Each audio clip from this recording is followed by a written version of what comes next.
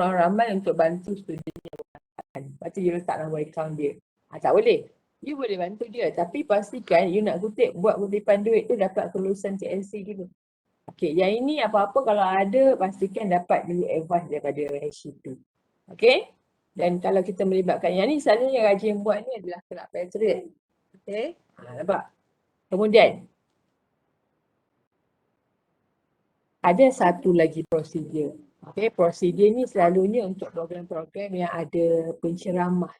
Tak kira lah penceramah tu UUM ke, orang luar ke, asalkan dia penceramah ataupun orang yang berkomunikasi ataupun orang yang memberi kita panggil input. Macam kalau dia menyanyi pun boleh kita kategori sekali jugalah. Okay. Untuk yang itu, you kena dapatkan dia punya CV. CV tahu CV.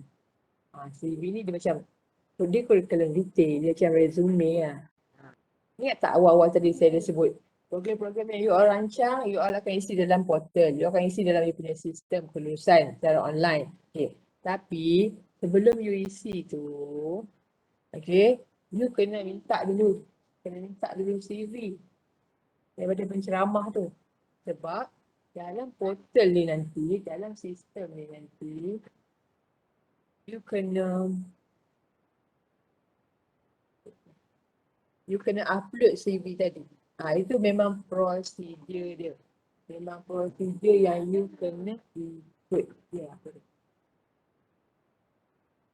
You kena ikut prosedur tu. Okay? Kira wajib lah. Salah kalau katakanlah you panggil penceramah tapi tak ada CV. Okay? Kemudian, you kena faham satu benda. Okay, kat sini, kalau kita nak buat program kan, kita kan isi paperwork. Kemudian kita ada penceramah, kita upload CV. Okay.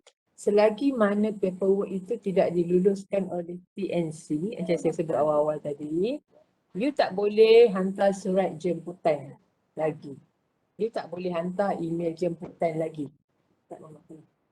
Okay, tak boleh selagi paperwork tadi tak diluluskan. Satu lagi, you tak boleh blast poster selagi mana paperwork itu tidak diluluskan. Salah. Tak boleh. Faham? Tak boleh. So maksudnya kena betul-betul cepat lah nak buat program yang melibatkan penceramah kan. Ni penceramah dalam ke penceramah luar kena letak. Macam kalau katakanlah yang bagi ceramah tu expo, ni taklah CV ataupun resume expo dalam this portal. Okay, bagi tahu dia orang mesti kena isi dalam tu. Dan selagi mana peta kerja tu tak diluluskan, ceramah motivasi ke, program kreativiti korang ke, korang tak boleh keluarkan jemputan dan juga tak boleh promote poster. Okay, faham Okay. Ada satu lagi program yang melibatkan penceramah. Tapi penceramah ni dia untuk program-program kerohanian. Okay. Program kerohanian dia sama juga. Kena dapat CV. CV juga. Tapi sebelum CV tu korang upload dalam sistem, dia ada satu step penting yang korang tak boleh miss. Ini untuk program-program kerohanian. Iaitu CV tu tadi, dia kena pergi dulu. Dia kena lalu dulu pusat Islam. Lupa nak tanya satu. Dia tahu tak pusat Islam? Pusat Islam ni dia, dalam UM ada satu pusat lah. Pusat Islam. Dia menguruskan hak ehwal Islam ni. Dia sebab kat dalam UM kita ada masjid kita sendiri. So CV ni mesti diluluskan di pengarah pusat Islam itu. Bila pengarah pusat Islam dah luluskan, dia kata, dia tengok CV ni, dia kata, macam okey ni, bagus, boleh. Kemudian CV tu kena pergi pula kepada TNC untuk TNC, kata lulus, boleh. Dia ada borang lah kena isi kat sini. Okey, borang yang diisi berserta dengan CV tu tadi, kita upload dalam sistem kelulusan kertas kerja yang kita hantar. Faham? Dapat tak kat situ? Dia renyah sikit. Untuk program kerohanian ni, you kena awal. Mana kelab pertim ada dalam ni? Yadim, Damai, Taha, Muaz, Ifbah, you kena faham. Kalau program you, program kerohanian, ataupun program ni program biasa, tapi dia punya background dia penceramah kerohanian, you kena isi. You kena patuh pada prosedur ni. Okay, dia tak sama saya ulang balik. Yang ni kalau yang biasa punya. Ini kalau kerohanian. Tapi jangan risaulah, yang ni kami akan assist. Jadi untuk program-program berbentuk kerohanian, macam korang ada kan? Korang ada nak jemput siapa-siapa kan? Um, ambil siap-siap CV dia. Ambil siap-siap CV dia dan kami akan uruskan di peringkat HCP untuk hantarkan sekali harum semua dalam bulan 11. Jangan last minute. Jangan last minute. Hantar siap-siap. So saya tak nak ambil runcit-runcit tau CV ni. So kalau you betul-betul bulan 11, 12, 1, 2 ni you ada program yang melibatkan ceramah kerohanian atau program kerohanian, pastikan you hantar. Okay, awal. Untuk kami proses-proses dan kami akan bagi kat you all CV yang dah ada approval 2 ni lah. Okay, faham? Dengar tak? Sekolah kerohanian. Walaupun dia hanyalah sekadar internal training. Tak kisah. Tapi disebabkan macam saya sebut tadi, dia ada penceramah. Penceramah mana? Penceramah luar. Kadang-kadang sebab dia bersifat kerohanian, sebab tu kita nak tengok kan. Takut dia macam mungkin apa yang disampaikan itu tak sama dengan apa yang dia punya kelayakan. So sebab tu kita nak semak. Okey, macam mana kalau penceramah tu pusat Islam? Kalau penceramah pusat Islam, tetap juga ambil CV dia. Tapi tak perlu lalu yang ni.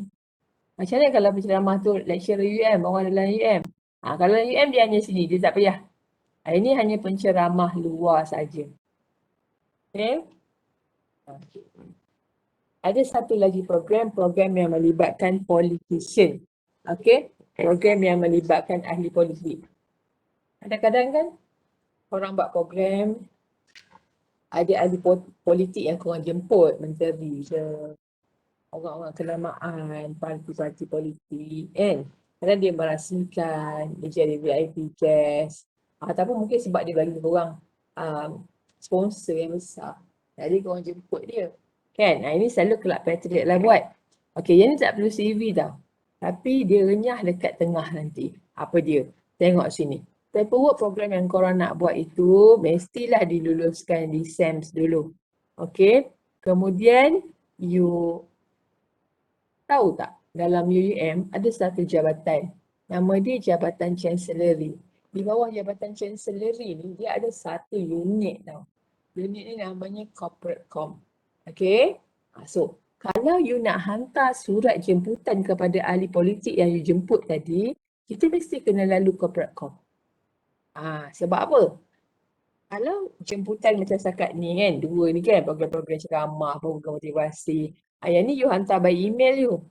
You hantar by email kelab. Tapi kalau untuk politician tak boleh daripada email kelab korang.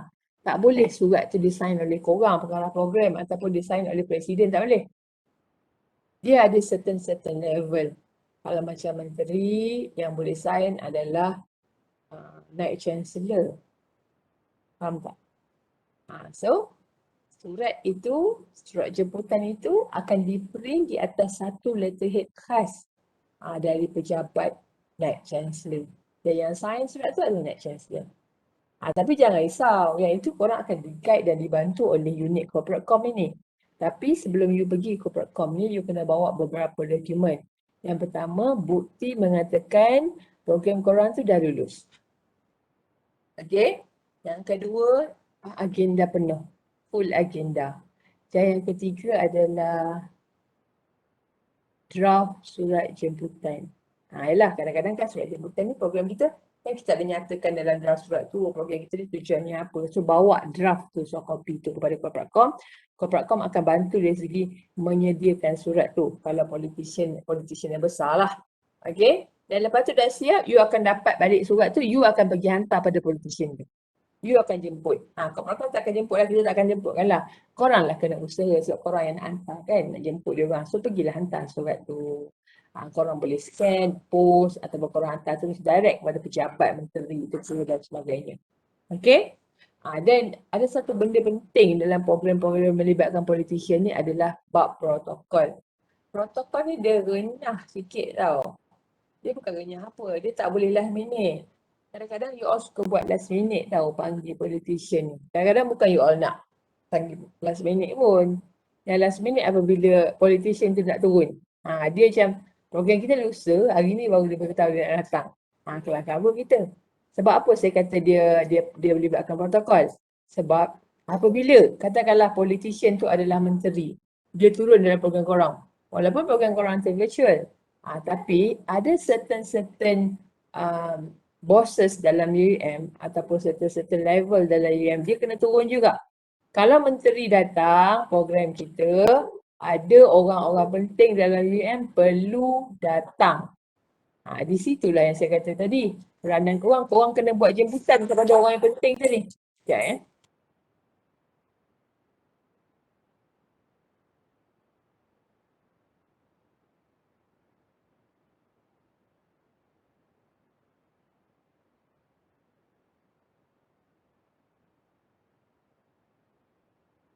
Katakanlah program tu program melibatkan menteri.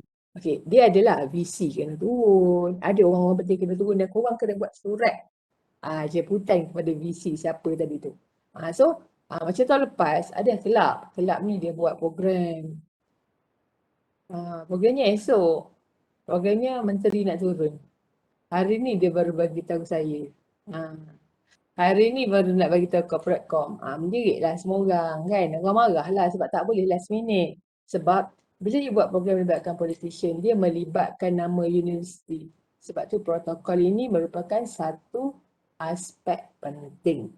Okay. Ini baru you boleh je program lepas dah lulus ni. Cuma you tak boleh lah promotekan politician yang mai tu. Dia orang kan datang untuk launching kan. Ataupun jadi VIP guest kan. So inilah dia prosedur kalau program itu melibatkan ahli politik. Okey. Ada satu lagi prosedur penting iaitu berkaitan poster. Yang ni saya dah ajar pada Exco Media. Saya ajar antara benda-benda pentingnya adalah dalam poster kita ada logo UUM. Okay. Logo UUM ni dia duduk dekat atas. Dia mesti duduk kat atas. Ni contoh poster. Dia mesti duduk kat atas. Dia boleh kat tengah, boleh kat kanan, boleh kat kiri, boleh. Janji dekat atas. Jangan duduk di bawah ataupun jangan ada benda lain kapit dia. Maksudnya macam ada logo lain kapit duduk sekali dengan dia, tak boleh. Dia stand alone. Itu syarat pertama. Kedua, logo kelab yang you all gunakan mestilah logo kelab yang rasmi. Ya. Macam baru-baru ni saya tengok logo Deepavali. Saya tengok ada beberapa kelab yang masih menggunakan logo kelab yang tidak rasmi. Saya tengok Permedia, Kelab Ucak, Marim ada pakai kot. Marim tu siapa lagi dah. Tapi saya dah pesan banyak kali tu. You all mungkin boleh pesan-pesan lah. Dalam poster mesti letak satu logo kelab yang rasmi tu. Logo kelab rasmi tu dia macam ni. Dia ada jata UM ni, lepas tu dia ada tepi ni. Nama kelab. Okay? Dan dalam program kita ni ataupun aktiviti kita ni, dia tak semestinya training apa semualah. Kalau program tu ada melibatkan kolaborasi dengan orang luar, tak kisahlah dengan kelab kita, kelab lain ke ataupun dengan orang luar universiti, you boleh letakkanlah logo-logo collaborators tu. Tapi tak boleh duduk kat atas, dia duduk bawah, bahagian bawah. Okay? Kalau tadi saya kata dekat atas, logo UUM standalone, dekat bawah mesti kena ada footer. Footer ni boleh ambil dari Exco Media yang terkini. Footer ni dia macam ada kat situ ada crown-crown yang dimiliki oleh universiti. Anugerah-anugerah ataupun kita kata crown lah kita dapat. That ranking. Itu letak kat situ. Ada yang latest atau minta dengan Exco Media. Okay. Dari segi penggunaan bahasa dalam poster, you hanya boleh gunakan bahasa Melayu ataupun bahasa Inggeris sahaja. Ya, selain daripada bahasa itu tak perlu, tak payah sebab kita hanya menggunakan bahasa yang mudah difahami saja. Ayat ni macam Persatuan Silambam, Persatuan Wushu. Okey. Siapa lagi yang selalu guna? Kelab Ucap, unit debat Mandarin, unit debat Tamil. Pakai bahasa Melayu atau bahasa Inggeris sahaja. Dan tak boleh Manglish tau. Jangan campurlah bahasa Melayu dan bahasa Inggeris sekali. Okey. Kemudian, ada dua elemen penting yang perlu ada dalam kita punya poster iaitu pilar dan juga SDG. Pilar dan SDG ni you boleh dapat dari you punya almanak daripada kertas kerja program you tu. Okey, setiap program yang kita buat kita kena tanda pilar jenis dia. Nanti saya tunjuk last sekali. Okey, dan juga SDG. Program kita ni, semua program kita buat ni, dia kena ikut kategori tau. Kategori ni dinilai dari aspek sustainability. Sejauh mana program kita itu menyumbang kepada kelestarian. Okey, nanti boleh pilih lah. Mungkin program kita tu meningkatkan that quality education, no poverty, dia ada macam-macam. So benda-benda ni, dua benda ni kena ada dalam poster yang korang buat. Okay. Itu sedikit tentang prosedur. Nak bercakap tentang prosedur ni, dia tak ajar boleh lah, saya boleh lah. Tapi bila nak apply tu nanti kadang-kadang you terlupa. Walaupun dah masuk dalam kelas kan, kadang-kadang you terlupa. So, kat sini saya nak sampaikan apa-apa saja you nak buat, make sure MT sediaan you tahu yang lalu dia orang. Okay? Jangan sampai terlanggar prosedur, especially yang penting-penting seperti yang saya sebut tadi, bab duit. Bab duit. Once you terkeluar poster, dalam tu ada you punya nombor akaun peribadi, habislah you. Okay, tak boleh. Boleh kena tindakan. Kemudian baru kita masuk dalam paperwork. Sekejap ya.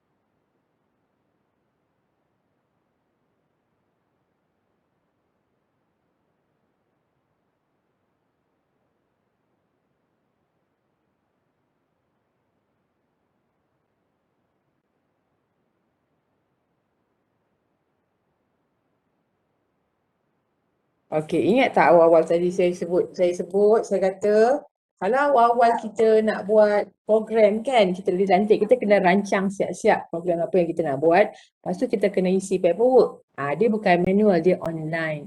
Ni untuk SEM 1 dan juga SEM 3 yang tak tahu lagi prosedur. Okey, contoh kat sini. Ini portal korang kan, portal pelajar, portal you all. So dalam portal you all ada satu widget ni, student development tau. Okay, di student development ni, yang ni lah widget yang berkaitan dengan aktiviti kelab kita. Okay, so dekat sini, ni anda dapat. Korang nampak tapi korang tak boleh masuk lagi sebab korang tak didaftarkan lagi. Okay, nanti dah didaftarkan korang boleh masuk tengok. Okay, cuba tengok.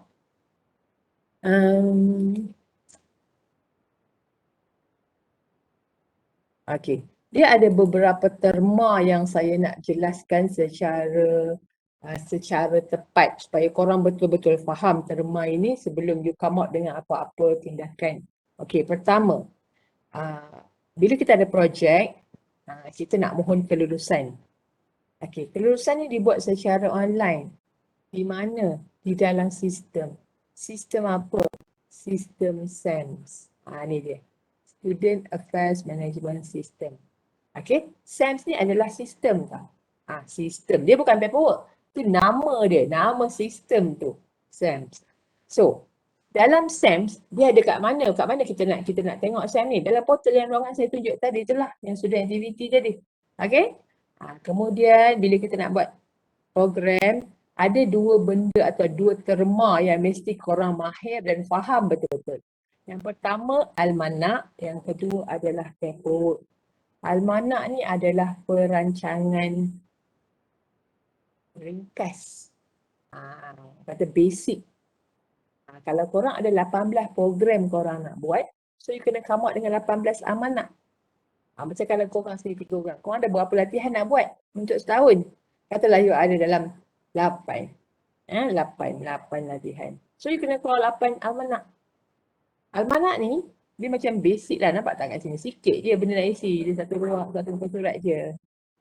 Dia berbeza dengan paperwork. Paperwork ni dia detail. Nampak? Nampak tak yang kotak merah ni? Working paper, project detail, reservation, budget, cash dan juga approval. Dia ada banyak. Ini kita panggil working paper, paperwork. So, you kena faham betul-betul tau. Okay, kalau kata you ada problem, you nak datang kat saya nak tanya, you kena betul-betul tahu you masalah kat mana. You masalah kat paperwork ke you masalah kat mana? Kadang-kadang ada orang datang kan, kadang-kadang ada extra, puan saya nak isi almanak. Nak isi almanak? Almanak kan isi awal-awal kan. Dia nak kata sebenarnya nak isi paperwork. Dia main sebut je almanak. Sebab dia tak jelas terma itu. Okay. Sekali lagi saya sebut, sistem SAMS adalah satu sistem. Dia adalah sistem, the name of it. Duduk kat mana? Dalam portal kita. So bila kita nak buat aktiviti, kita akan masuk dalam sistem ni. Kat mana? Dekat ruangan aktiviti tadi lah. So apa yang kita kena isi? Mula-mula kita kena isi almanak. Lepas dah isi almanak, kita isi paperwork. You tak boleh lompat terus pergi paperwork. You tak akan lompat pergi paperwork terus. You akan kena isi almanak dulu. Syarat nak isi paperwork, mesti kena isi almanak. Faham? Okay? Mari kita tengok sikit contoh. Nampak ni? Saya kata kat mana dia kat aktiviti ni kan? Nampak sudah nak. Mari kita tengok almanak. Buka yang ni. Dia dua ni je dulu yang you akan sentuh. Satu almanak.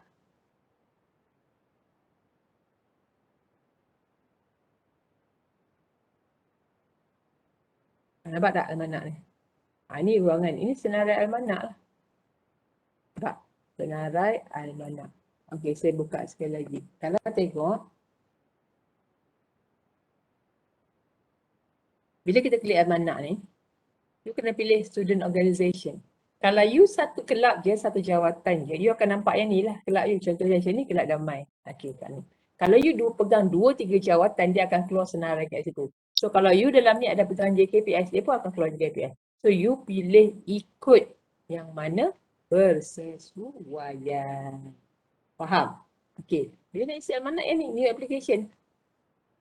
Tapi saya tak buka lagi almanak ni. So you tak boleh isi lagi. Okey? Tapi dia punya dalam inti dia macam ni lah. Macam saya tunjuk tadi. Puan Jana. Ya. Reference number tu akan ada setiap seorang. Dia akan ada reference number tu. Oh, okey. Okey. Tengok ni kan. Ni nampak ni. Yang ni almanak ni macam ni. Paperwork ni macam ni. Dia akan ada. Nampak tak? Dia macam ni. 1, 2, 3. Beberapa item je lah. So untuk korang yang 3 orang beradik ni. Mesti kena siap-siap isi almanak ni bulan 11 untuk perancangan korang 1 tahun. Mesti kena. Okay? Ada orang tanya saya kalau buat macam bacaan Yasin setiap bulan nak isi berapa kali? Kalau macam bacaan Yasin tu buat sekali cukup lah. Sekali je paperwork. Tapi dalam tu nyatakan bersiri. Tapi kalau korang buat internal training macam ceramah motivasi lain-lain dia punya pengisian, isi lah. Isi lah 2-3 kali. Tapi kalau nak isi sekali pun boleh. Tapi you dapat markah merit pengarah program 1 je lah. Okay? Okay, faham? Okay. Yep.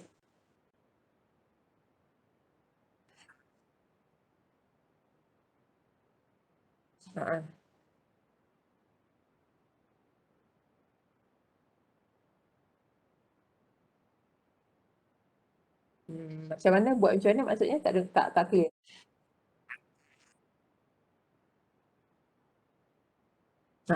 Dia terpulang lah. Terpulang kepada Syauti punya perancangan.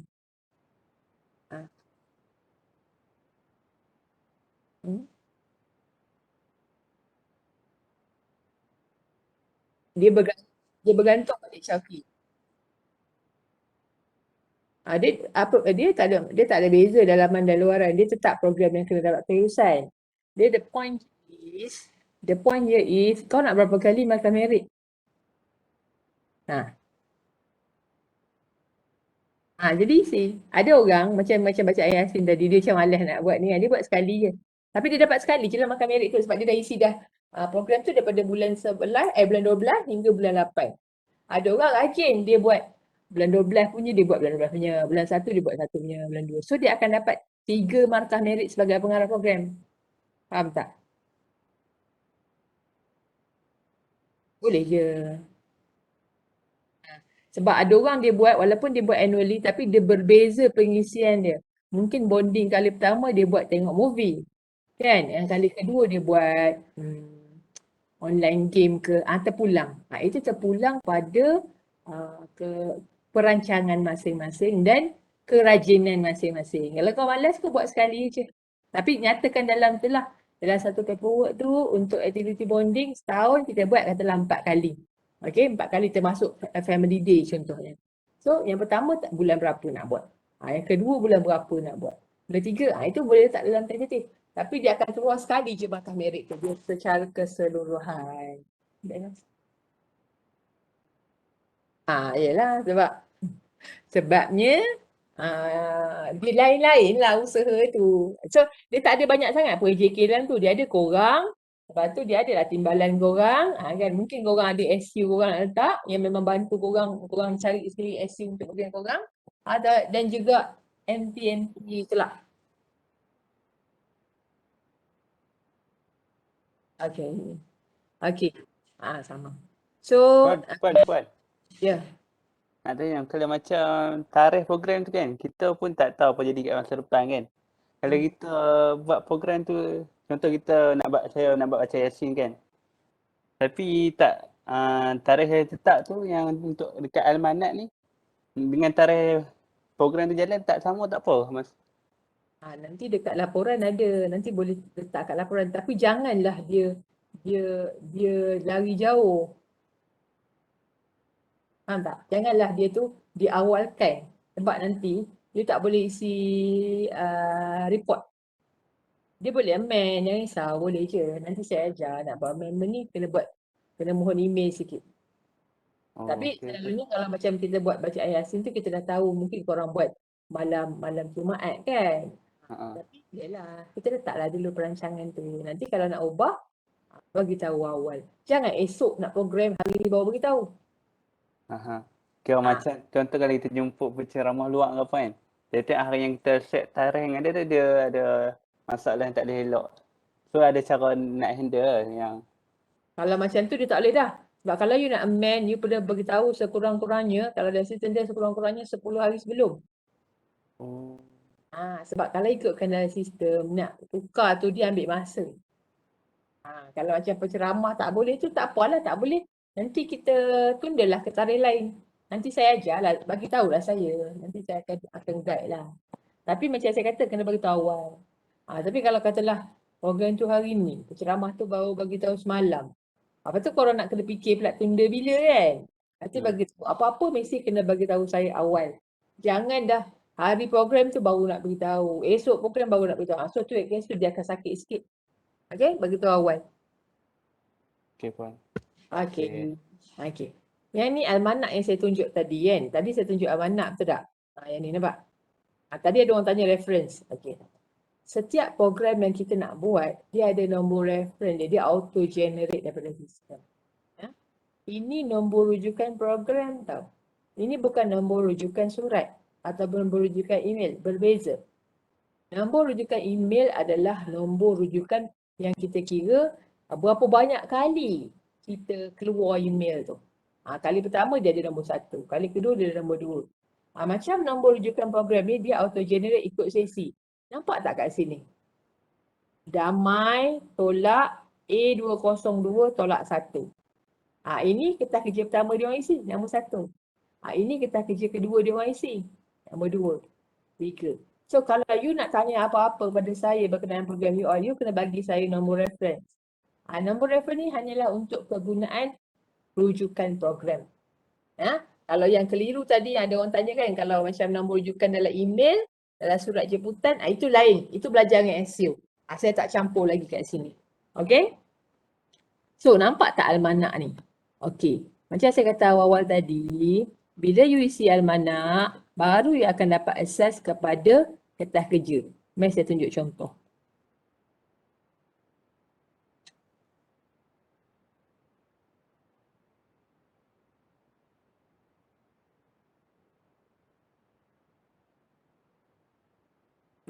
Contoh. Susah. Saya nampak dia apa?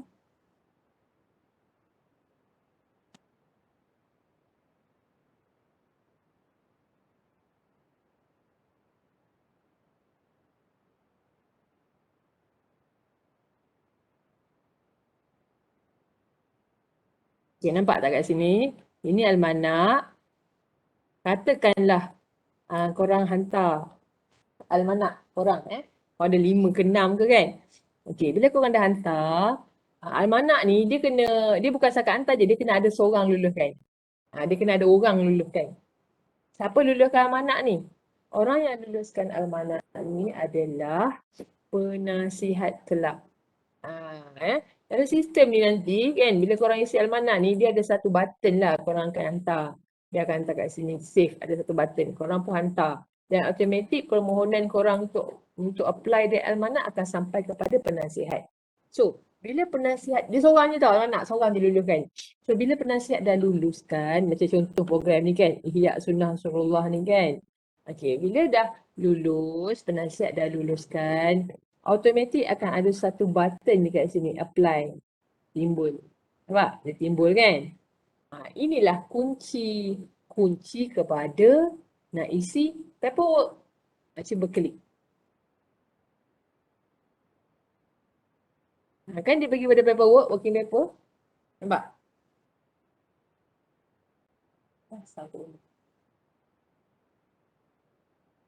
Okay, nampak? Dia kalau nak isi paperwork ni, kalau tak isi amanat tak ada kunci tu. Ini yang boleh lompat ke sini. Okey, katakanlah kat mana nak tengok senarai paperwork yang ni club activity.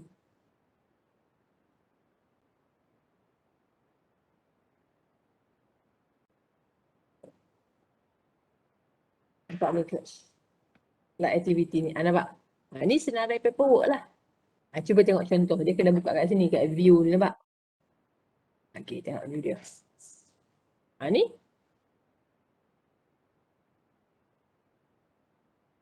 Dekat gas, sampailah ke ruang approval ni yang last kali. Okey. Mari kita tengok perbandingan.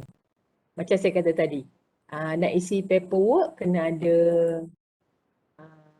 almanak dulu. Betul? Tengok. Tengok kita tengok.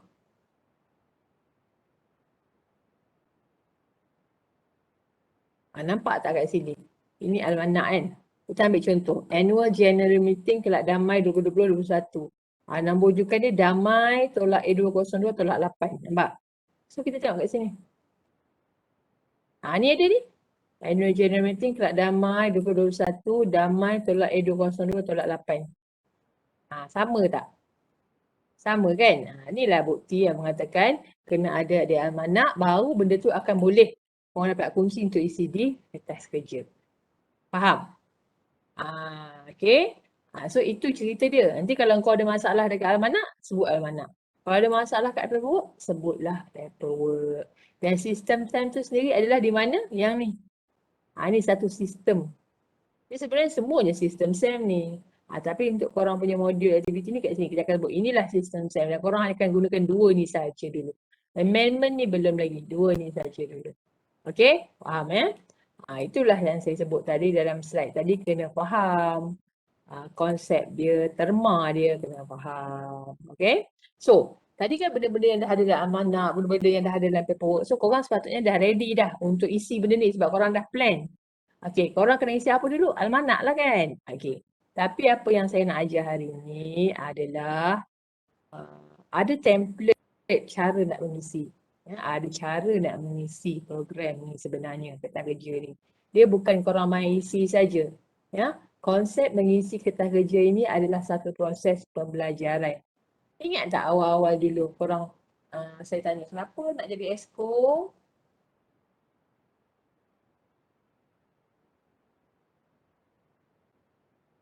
Orang jawab nak belajar, nak dapat ilmu baru. Sama lah macam isi paperwork ni. Isi paperwork bukan sekadar kau nak meluluskan aktiviti je. Tapi nak belajar macam mana nak buat kertas kerja yang sebenar sebelum korang pergi kerja. Esok-esok pergi kerja kena buat paperwork tau. So macam mana nak isi. Okay? Kat sini saya dah come out dengan template reference. Okey. Sebelum kita pergi kepada dia punya draft-draft ni, ada beberapa persoalan. Ada beberapa perkara penting yang you kena faham. You kena ada spirit tu. Okey. Bila saya tanya, korang jawab kat chat tau. Saya tanya, kenapa you all nak buat program motivasi tu? Kenapa korang kena buat program bacaan Yasin? Kenapa korang kena buat program internal training tu? Kenapa kena buat tu? Apa nama kursus-kursus kepimpinan tu? Memanglah saya suruh, aktiviti suruh. Kalau kami tak suruh, korang tak buat. Tapi korang kena ada kefahaman. Korang kena ada jawapan kepada kenapa rajin sangat buat internal training ni. Cuba jawab dekat chat box ni, saya nak tengok. Apa jawapan korang?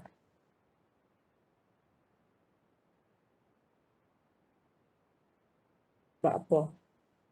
Untuk kokohkan kelab.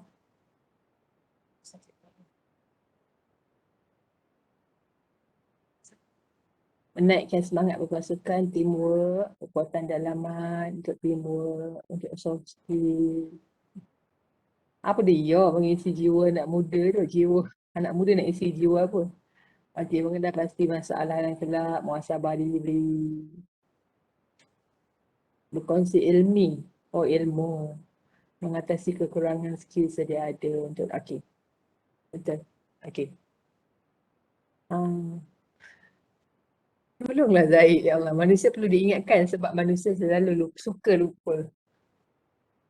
Okey, jawapan korang ni semua betul.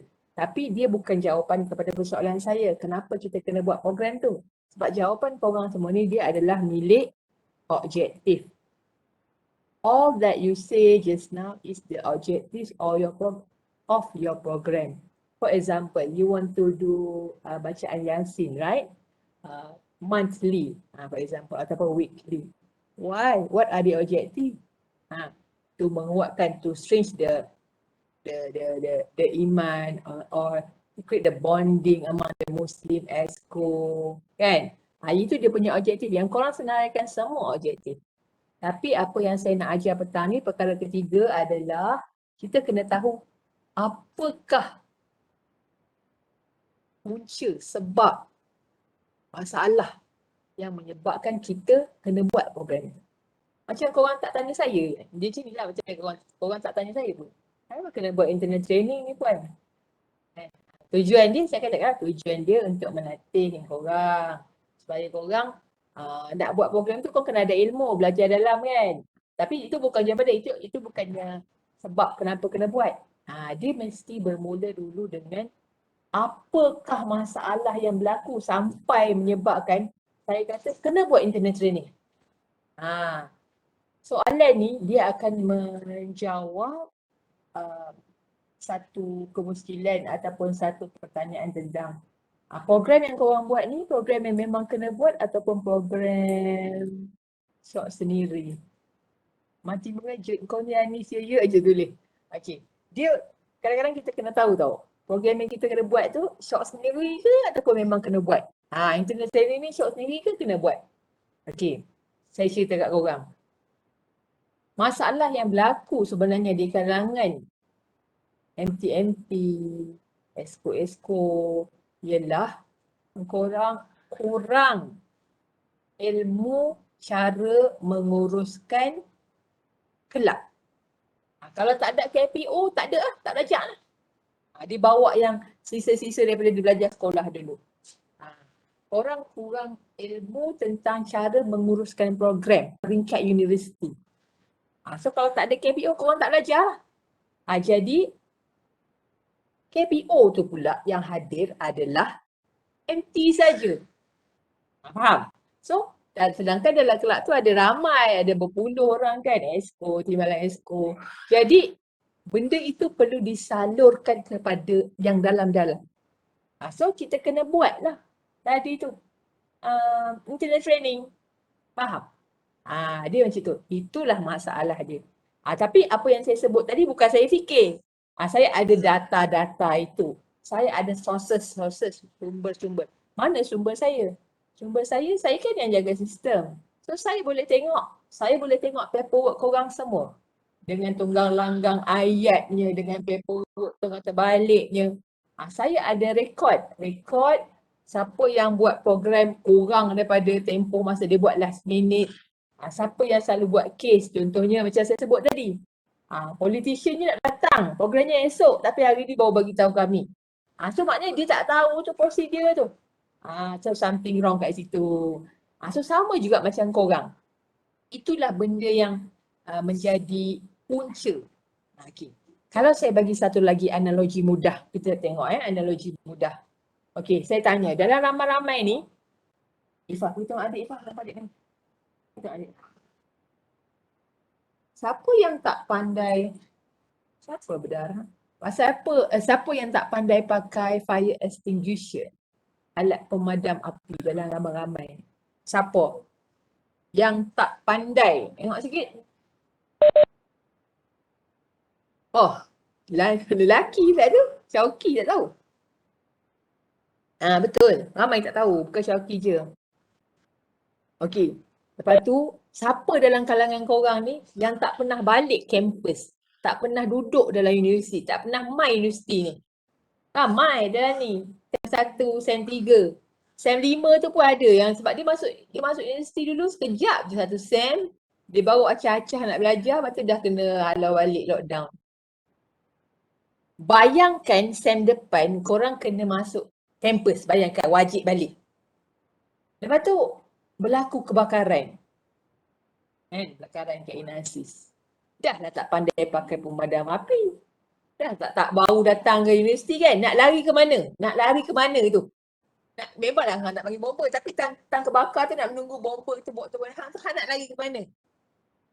You all nak lari. Yelah jalan mana? Inasis ni besar. Ini bukan je sekolah dulu kan. So apakah program yang boleh kita buat untuk kita atasi masalah ni? Itu untuk kita settlekan that masalah tadi. So kita kena buat program fire drill, latihan kebakaran. Betul tapak berhimpun tapi katalah Zaid kau dapat Inasis Petronas. Kau tahu kat mana tapak berhimpun dia? Kau sesat dalam toilet pun dah berjam nak cari jalan keluar. Ini nak cari tapak berhimpun. Itu belum korang duduk dekat bangunan-bangunan dalam UM ni. Kelas-kelas, fakulti-fakulti. Dia macam-macam. Tambah-tambah bangunan yang lama. Kadang sesat dalam bangunan. Ready lah nanti kalau korang balik. So, kena buat program fire drill ni. Latihan kebakaran ni mesti kena buat. Kenapa? Dalam latihan kebakaran ni kan bomba datang. Dia ajar cara pakai fire extinguisher. Kemudian akan ada step-step daripada JKPS. Dia akan beritahu lari belah sini, kumpul belah sana. Blok ni belah situ, belah sana. Dia macam tu. Bangunan di UM ni dia kadang-kadang dia pelik-pelik sikit. Dia bangunan lama. So, pentinglah fire drill ni. So, persoalannya program fire drill ni memang kena buat ke ataupun program ni syok sendiri? Dia kena buat. Dia memang kena buat. Okay? Sama juga macam saya cerita tadi pasal korang punya internet training. Ingat tak saya tunjuk tadi? Saya tunjuk prosedur pasal ceramah kerohanian. Ingat tak? Yang ni saya tunjuk ni. Korang tahu? Dulu, dia tak sampai level ni dah. Dia tak serenyah ni. Nak kena pergi sampai TNC. Ada satu kali tu, ada satu kelab, ada beberapa pihak. Dia buat program kerohanian, masa tu tak sampai TNC, masa tu cukup sekadar Pusat Islam. So, dia tak hantar pun kepada Pusat Islam CV tu. Dia terus, bukan kata CV lah, dia tak isi pun CV dalam paperwork dia tu. Dia terus hantar kosong-kosong macam tu. Lepas tu dia buat, dia panggil penceramah tu. Itu dia langgar prosedur tau. Tahu tak kesan dia apa? Masa tu jadi isu, dari kes itulah yang menyebabkan jadi lagi renyah. CV tu bukan sangat pergi Pusat Islam, kena pergi TNC. Sebelum ni lagilah kena sampai level atas. Sebab apa renyah prosedur tu apabila korang yang pergi langgar prosedur tu je menyebabkan isu-isu dan itulah dia saya kata. Apa yang terjadi? Dia tak tahu ke prosedur. Kan dah ajar dalam GPO. Dari situ saya kata, kena buat training ni. Memang kena sebat korang, memang terpaksa guna juga kau. Kalau tidak, sampai bila kelab korang akan jadi macam tak bawa ilmu dalaman tu. Dia hanya dapat di MT sahaja. Dan you faham kan? kadang-kadang kalau NT ajar semua, dia tak dai. Dia tak boleh absorb semua dalam satu KPO. Sebab itulah kena ajar. Yang media ajarkan media. Yang protokol kena ajar protokol. Sebab NT tak boleh serap semua. Media lah kepala dia, protokol lah kepala dia, logistik lah kepala dia. Dia tak mampu pun. Dia takkan mampu. So, siapa yang pergi kursus tu dia ajar. Barulah kelangsungan ilmu itu berlaku, pengalaman itu berlaku di dalam kita punya kelab. So, the point now here is, okay, what are the problem? Apakah masalah yang berlaku? Okay, macam itu kalau training. Kalau kerohanian, pasal apa puan kena buat dalaman ni apa semua? Okay, kita tengok sekarang. Tak payah tengok jauh. Tadi korang sebut. COVID ni. Semua orang tak boleh balik kampus. Semua orang duduk dalam bilik menghadap. Dan kadang-kadang duduk kat rumah ni, kadang-kadang dia punya suasana tak semua orang sama. Bukan semua orang duduk dalam, semua orang ada bilik tau. Ada orang duduk dalam rumah yang kecil, berkongsi dengan adik-adik dia, bising dan tak semua ibu bapa faham. Apa dia duduk dalam bilik tu daripada pagi sampai petang tu? Kita perlu adik kau berlari-lari kat luar tu. Kan? Kau kena masak. Saya jumpa banyak kali lah MP ke presiden yang benda tu menyebabkan korang jadi stres. Kan, stres. Program-program stres ni banyak je bersifat open. Tapi kalau kita buat khusus dalam orang dalam kelab tu, sebab yang selalu problem ni adalah orang dalam kelab. Yang orang lain tu dia stres sebab dia belajar je lah. Maksudnya macam dia keluar masuk airbag, dia punya ni je, dia punya kelas je. Macam korang, habis kelas meeting, lepas meeting. So tu yang saya sebut hari tu. Kalau korang pegang lebih daripada 2 jawatan, make sure family korang support. Tak rasa lagi. Okay, dan salah satu punca kenapa saya kata tentang stres ni adalah ni nak tahu tak bulan 11 ni, bulan 12 ni nak tak lama lagi ni adalah musim saya sebut kat presiden. Musim kebanjiran exco meletak jawatan. Turun-temurun. Benda ni memang setiap tahun. Sebab tu saya pesan awal-awal untuk tahun ni. Saya kata bulan 11-12 nanti akan ada isu tu. Dia akan ada naik. So sebelum sampai bulan 11-12 itu, pastikan kenal pasti siapa yang bermasalah itu dan pesan siap-siap. So sebab itulah kita kena buat program stres ni, dia lebih dekat. Dia berbeza kau dengar program-program ceramah motivasi yang bersifat open di Facebook dengan korang duduk 30 orang je dalam Webex tu. So you boleh kau team lah dengan mungkin kaunselor daripada pusat kaunseling UM. Okay, ESCO ni ada masalah ni, ESCO ni ada masalah tu. So dia boleh buat sesi yang direct. So yang indirect dia boleh tegur ataupun diberi nasihat untuk tingkatkan motivasi. Faham? Okay? Itulah yang korang kena isi di satu ruangan ini, template ini di bahagian background. Nampak? Kan? Itu tadi saya bagi contoh tau. Saya bagi contoh sebab saya baca. Baca korang kena baca. Kau tak boleh ambil contoh saya. Sebab kita tak sama. Kelab korang berbeza.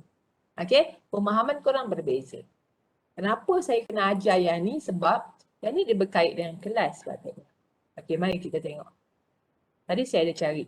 Katalah kita Google. Google dululah buat pondok-pondok dulu. Why is internal training important? Tengok, baca. Why is internal training important?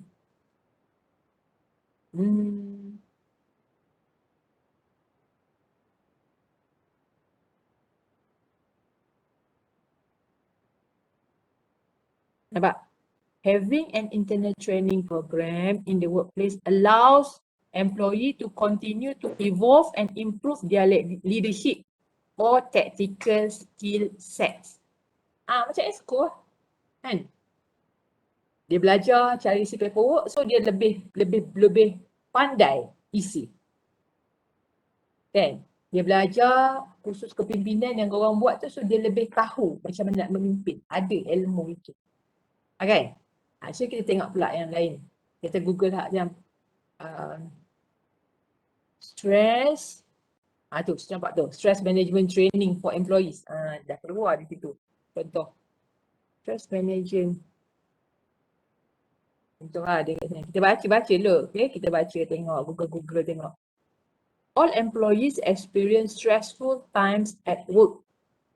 Failure to manage stress in the workplace and can result higher depression levels. Okay? Nampak dia kata gini. Organisasi yang tahu, yang address staff well-being and work-related stress experience and improvement in employee happiness and job-related performance. Okay? Maksudnya dia nak cerita kat sini, ini program dia ni. Dia kata, dia buat program ni, powerful one day stress management training for employees. Macam korang lah, acah-acah kan.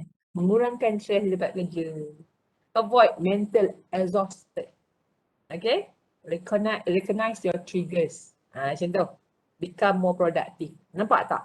Kenapa pentingnya program-program yang menguruskan stres ni?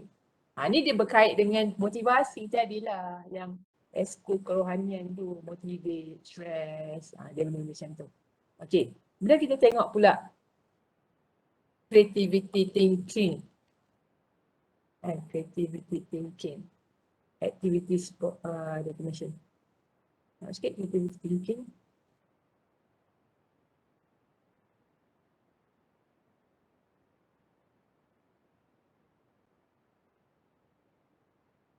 Tengok sikit, lack of creative thinking.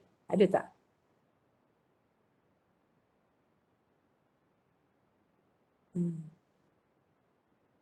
Barriers to creative thinking. Apa benda dia? Kenapa dia apa? Tak boleh berfikir kreatif. Takut kepada failure. Stress. Prepare to learn, make time for creativity. Pak, ni ada banyak benda tu. Maksudnya, bila korang buat, macam korang kan exco kesenian. Pasal apa pergi buat program creativity? Sebab ada masalah. Dia mesti ada masalah. So, you kena cari benda tu. You kena faham. You tak boleh fikir dari sudut korang sekadar macam membuat program je. You kena ada satu mindset yang you sampai that level, you tahu kenapa benda tu penting. You tahu kenapa kena kursus-kursus stres, kursus-kursus motivasi kena buat. You kena sampai to that level. Yang menjadi masalah yang sekarang apabila korang semua kurang pengetahuan tentang isu semasa. Sebab tu bila saya bagi kerja ni, so korang banyak bergantung dengan persoalan kepada saya. Sebenarnya saya bagi tu dia open je. Dia open. So sebab kita dah terbiasa dengan sistem pendidikan yang betul salah kan. Tapi dalam kelab kita tidak, kita open. So sebab tu you kena tahu apa yang berlaku dalam kita punya negara. Okay, tengok lack of creativity in the workplace. Contoh ni. Kita baca. Why is creativity important?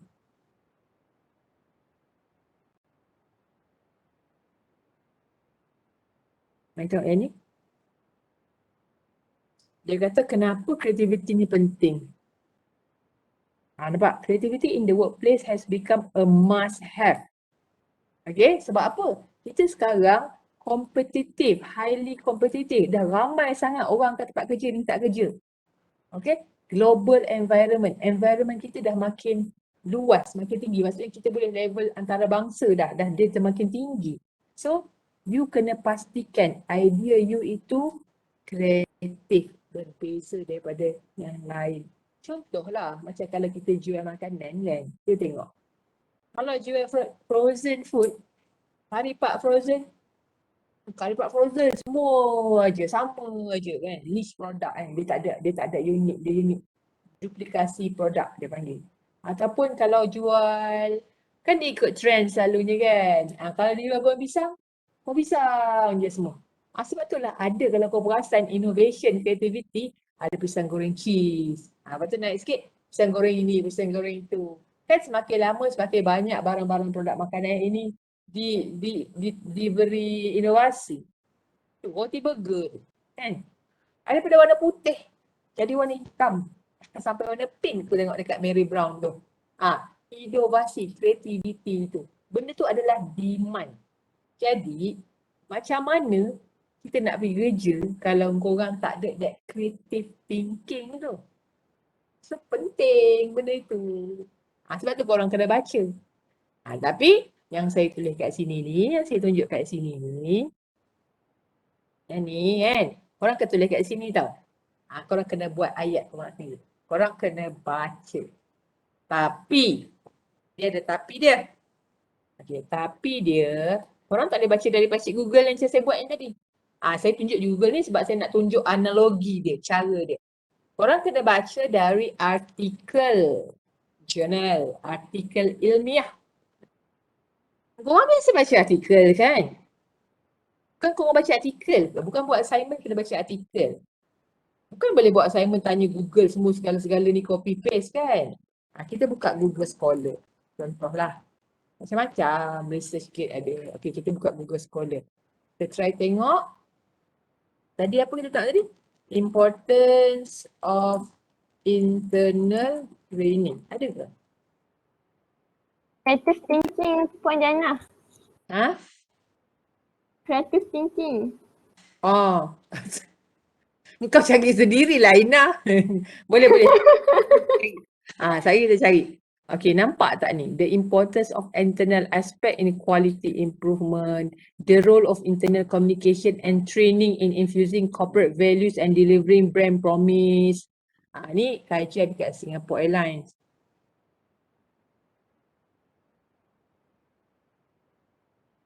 Integrating internal and external marketing function. Ini semua more pada internal lah, internal. Training to staff. Okay, apa kita panggil gini? Importance of training.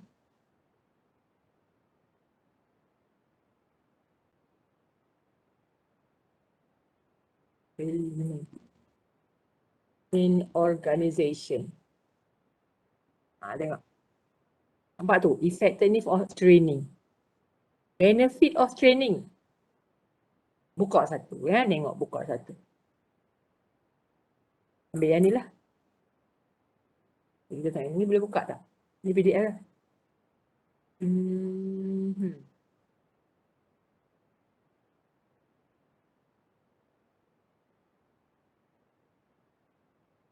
Lambat dulu no. Ambil yang ni. Okay. Benefit of training.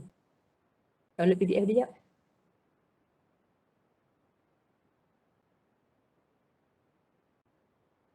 PDF dia.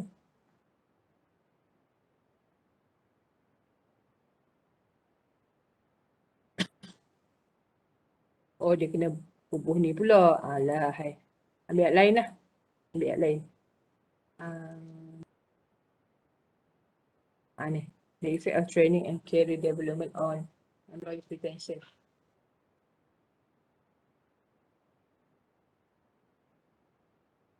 Ini dekat Google Scholar. Google Scholar banyak je. Ini contohlah. Tapi selalu saya ajar SKSku, kita pakai, selain daripada Google Scholar tu, kita buka ni, Library UM. Pernah masuk tak Library UM? Pernah? Okay, cari benda kat Library UM tu. Cari apa kat Library UM tu? Soalan tahun lepas. Cari pas exam past year je. Apa? Bayar dah lah, bayar yuran library.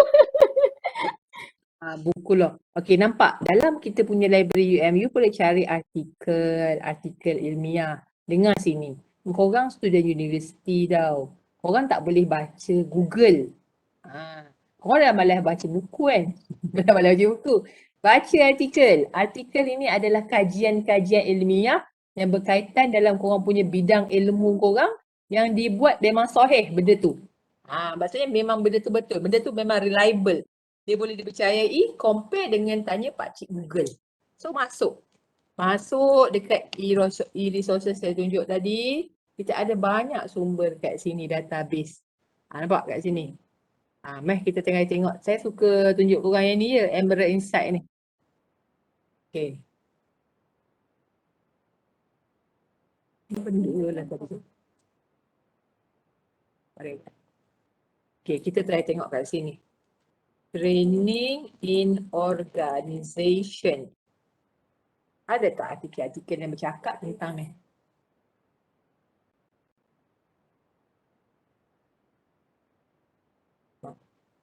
company job training, what skills to train, and institution analysis of training consulting organization. Ini buku.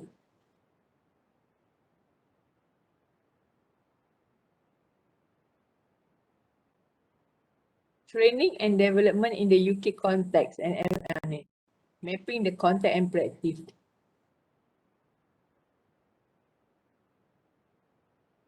Ataupun kita cari staff training.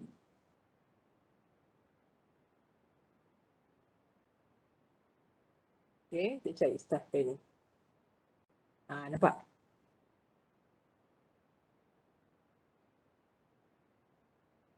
Nampak? Training. Banyak kan? Okay, mari kita ambil satu contoh.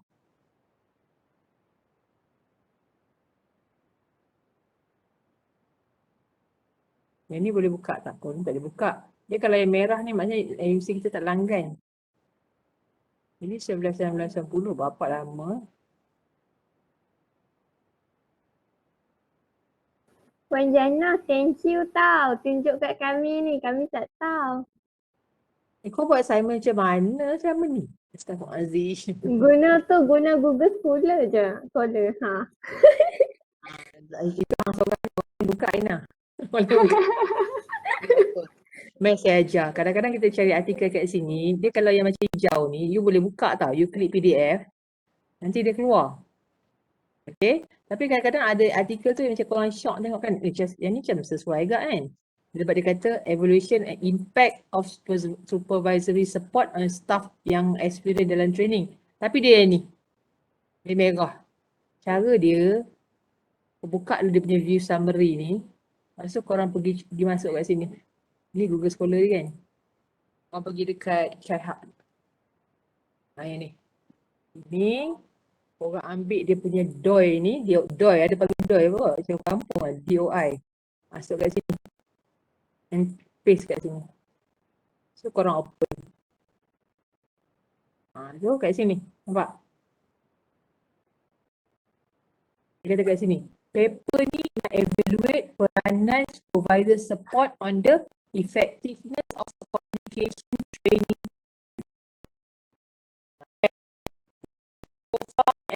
learning disabilities. Dia kata gini, dia punya need for more supervisory support to maintain the result of the training and to disseminate the new practices to non-trained staff. Okay, dia nak cakap kat sini, bila kita buat training, kita kena monitor juga. Gitu kot. Aku ni main bantai je dah dapat komputer ni. Sekejap, I need for more supervisory support. Betul lah, kena ada supervise. Dia tak boleh lah buat training lepas tu tinggal. Kan setiap exco ada MP seliaan dia. So, artikel ni bercakap tentang itu. Okay, katalah kita ambil contoh lah nanti korang cari-cari artikel saatnya.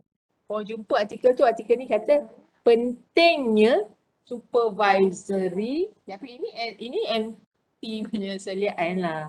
Katalah kita jumpa artikel yang mengatakan pentingnya training. You baca. So, you come out dengan you punya ayat sendiri. Kau jangan copy paste.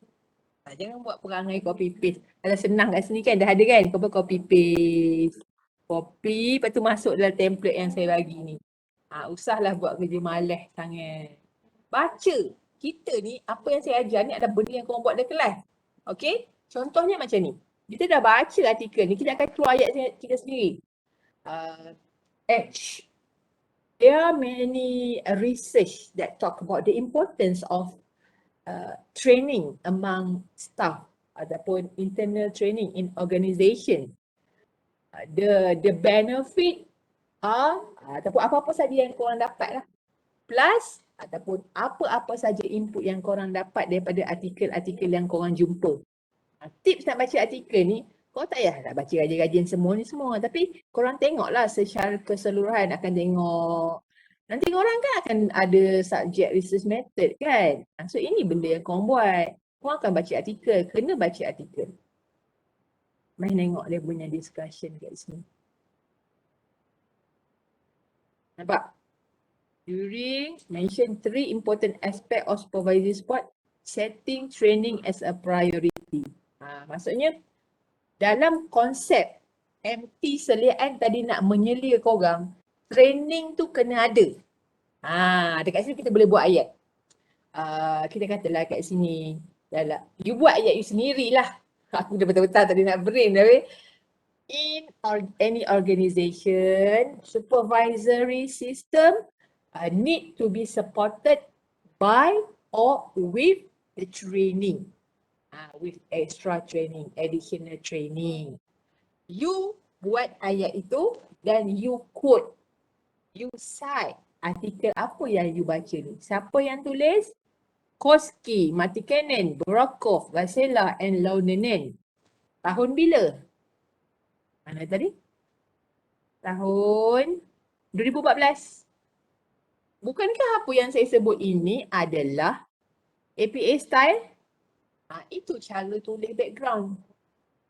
Dalam korang punya paperwork ni dia ada satu ruangan background. Saya mula ajar dulu background ni macam mana nak tulis. Begitulah. Okay, kita tengok pula sikit lagi contoh. Stress. Ataupun motivation lah. Motivation. Motivation ni dia ni sangat. Dia apa? Dia general sangat. Boleh tak? Okay. Nampak ni. Enhancing staff motivation in tough periods. Implication for business leaders. Okay, mari kita buka. Ni tak apa. Ini hijau kan? Boleh buka. Buka PDF. Buka, tengok. Nampak dia kat sini. Biasalah baca artikel ni memang ngantuk. Tapi kau kena biasa. Kau sudah universiti. Okay, dia tulis kat sini. Mari tengok dia punya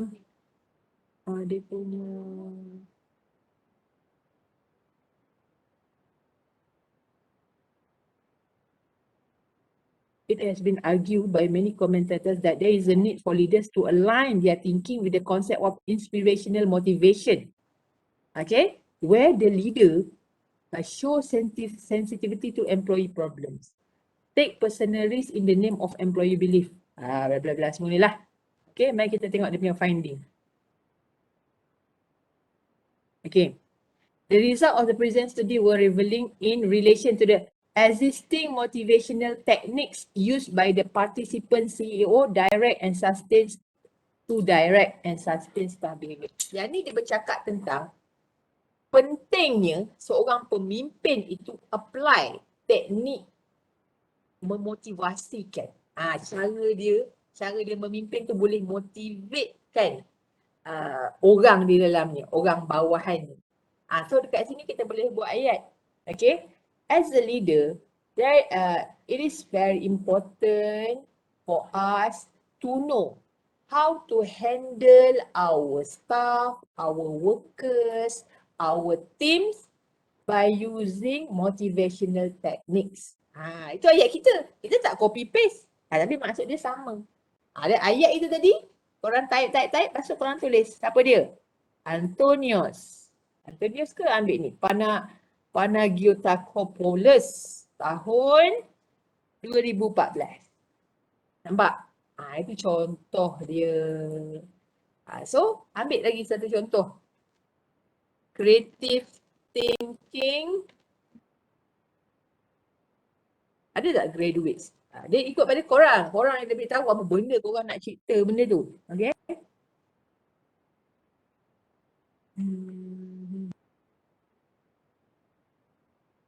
Puan. Ya. Dia memang kena dalam English kan untuk nanti nak. Wajib. Almanak, paperwork, wajib bahasa Inggeris. Dia bukan kena, dia wajib. Alright.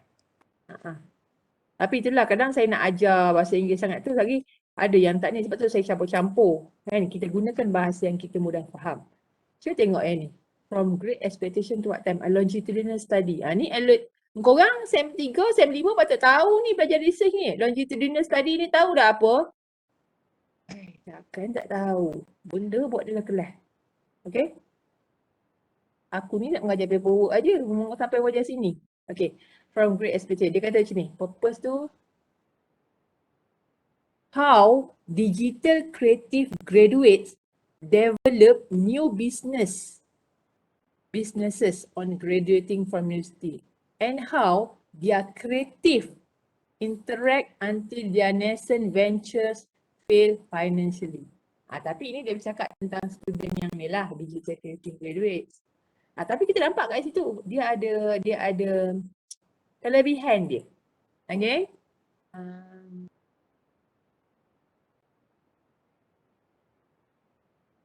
Puan Jana, Dia saya ada soalan. tanya.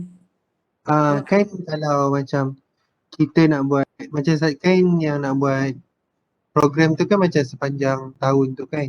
So bila SEM 2 saya ingat macam nak buat program tu physical sebab saya punya komiti semua nak balik. Jadi boleh ke saya campur kertas kerja tu?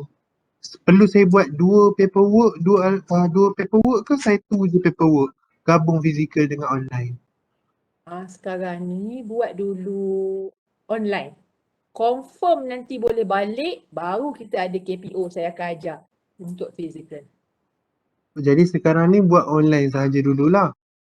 Sebab walaupun korang boleh balik, even sekarang ni korang boleh balik pun, kita tak boleh lagi buat program yang secara beramai-ramai. Oh jadi sebab saya punya MT suruh isi almanak dah. Draft almanak lah. Amanat Jadi tak apalah, boleh isi. Amanat tak apa, isilah. Isi je. ah, Tapi jangan campur. Kalau physical lah. Kalau manual pula. Virtual lah.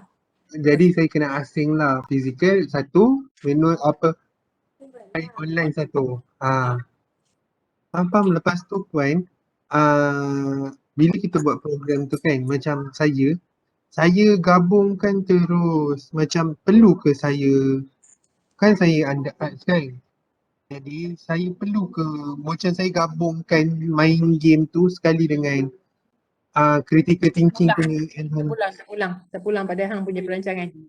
Jadi macam tak perlu kan macam saya spesifikkan untuk kalau nak belajar critical thinking saya nak sambil main game pun tak boleh kan? Tak, terpulang. Kalau rasa nak buat macam tu pun boleh. Dia ikut. Dia tak ada yes or no. Dia terpulang bagaimana korang buat keputusan. You make that decision. Faham. Terima kasih Puan Jana. Okay, macam tadi tu saya tak jumpa yang creativity ni. So kita try tengok yang ni. Yang ni dia bercakap tentang apa lah. How creativity skills in entrepreneurship education influence innovation in business. Nampak? Ni jenis-jenis macam ni you baca lah. Dia bukan predator punya jenis. Elsevier bukan ni. Itu boleh. Okay, dia kata kat sini, mari kita tengok sikit finding dia. Dia kata apa artikel ni? Artikel ni kata sekejap. Okay. The impact of individual creativity skill acquired by student entrepreneurship outcomes including their self-perception of creativity team support for innovation. Okay. Yang ni dia cakap tentang student university entrepreneur itu kalau dia tu kreatif, macam yang saya cerita tadi lah. Dia ada kelebihan. So you boleh buat ayat you sendiri berdasarkan apa yang you baca dari artikel ni. You kena baca lah sikit kan, baca dan fahamkan dia, keluarkan ayat you sendiri. Iaitu contohnya kalau kita nak buat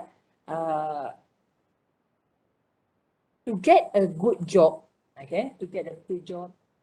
future graduates or students ataupun you boleh panggil graduates tu, they need extra skills.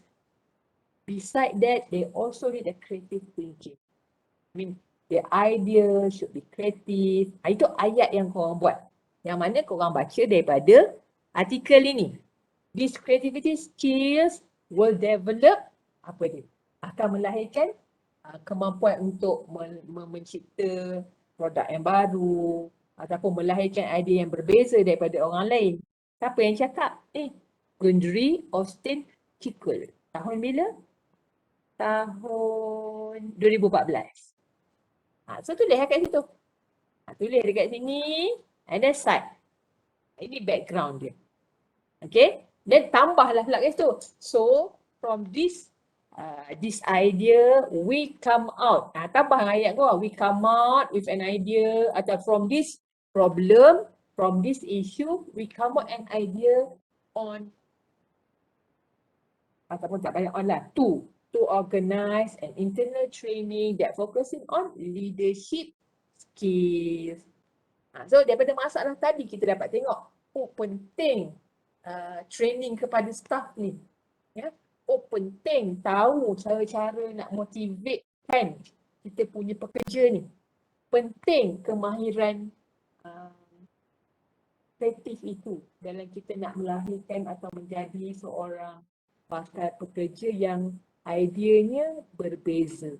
Boleh, ingat tak tadi kita ada baca artikel awal yang dia kata sekarang ni persaingan sangat meningkat. Ya, kita dah berada di level global. Engkau orang masih lagi di level universiti. Global ni ada ramai, ada macam-macam. Mesti luar negara, kau akan bersaing dengan dia orang semua untuk cari kerja. So you kena jadi kreatif. So in order to fulfill that need for the future industrial demand, we come up with an idea to create a program ataupun to come up with a training on how to create a creative thinking. Ataupun how to build a creative thinking among our committee members. Nampak? Itu cara menulis. Kau jangan Google. Google tadi contoh tau. So carilah macam saya tunjuk library tadi. SEM 1 mungkin tak biasa. Tapi here you are. Welcome to University World. This is what you should do. You cannot copy paste from Google. Okay? Same goes to semester 3 and semester 5. Semester 5 should be you tahu apa yang saya buat tadi. Okay? Ini yang saya sebut awal tadi. Mengisi kertas kerja bukan sekadar nakkan paperwork tu lulus. Dia bukan sekadar nak fikir ini isi paperwork Dia bukan level korang yang tu tau. Yang tu ikut korang lah. Korang isi 2-3 kali dia bulan. Itu putusan korang. You make the decision. You are the leader.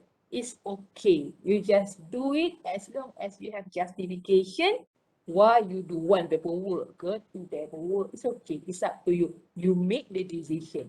Okay? But the important thing is how you write a proper paperwork. Kemudian poin yang kedua, you kena ada aim. Ya? Aim ni adalah benda. Macam kita kata, okay, apa aimnya? Saya aim kita punya exco yang telah menyertai latihan ini, dia punya motivasi dia akan meningkat. Tak boleh. Kita tak boleh letak aim yang tidak boleh diukur. Meningkatkan motivasi itu adalah objektif. Macam korang tak sampai lagi level boleh ukur motivasi orang tu. Tapi letakkan aim yang boleh diukur. Contohnya, korang akan buat pimpinan punya course kan. So, korang punya aim, our aim for this program is 0 resignation letter from EXCO. Lepas korang buat usul kepimpinan ni, tak ada orang lah letak jawatan. Sekarang ada orang tak jawatan kan. Dalam kelab korang tak ada orang tak jawatan. Yang kedua, mungkin juga you boleh buat no rejected paperwork. Sebab semua orang dah pandai isi paperwork. Yang ketiga adalah no problems ataupun issues along the way dalam teamwork tu. Maksudnya dia tidak ada isu yang berpanjangan. Okay? So benda-benda itulah yang korang akan letak dalam aim. Yang ni kalau korang jadi pengarah program lain. Letaklah. Kalau korang ada jadi pengarah program lain, korang buat program seminar ke, korang buat program bangkit Excel ke, korang letaklah. So korang serahkan orang. Kutip lah yuran RM1 seorang kan. Dapat tak RM200? Dapat. Aim ni lah yang kita kata pengukur untuk kita nilai program kita tu berjaya ke tidak. Faham? Ini dia punya template pertama yang kena isi dulu. Baru boleh masuk yang almanak ni. Almanak ni senang. Almanak ni MT kau dah ajar. Tajuk dia apa? Sinopsis dia apa? Sinopsis ni dia direct Jangan letak apa yang korang jawab dalam checkbox tadi. Apa yang korang jawab dalam checkbox tu adalah kata kerja. Semua itu belongs to objective. Okay? Belongs to objective. Sinopsis ni dia lebih kepada katakanlah korang punya a motivational talk. Ya? Internal training. regarding on ataupun about what? About the leadership skills, about the power of saying no in leadership. For example, okay, untuk siapa? For committee members, the MP, the higher council or the exco punya level. Ikutlah. Katalah benda tu disampaikan oleh siapa. Nyatakan dekat situ. Okay. Kemudian, korang kalau katakanlah program korang tu bersiri. Macam korang cakap tadi kan, nak buat satu je paperwork. Nyatakanlah, this is a 1 year ataupun annual event where there are 3 types of training. In November, we do this. In December, we do that. In January, we do that. Like that lah. But then, diletakkan sinopsis ni supaya kami-kami semua ni kalau check program, kita boleh baca. Ini program apa?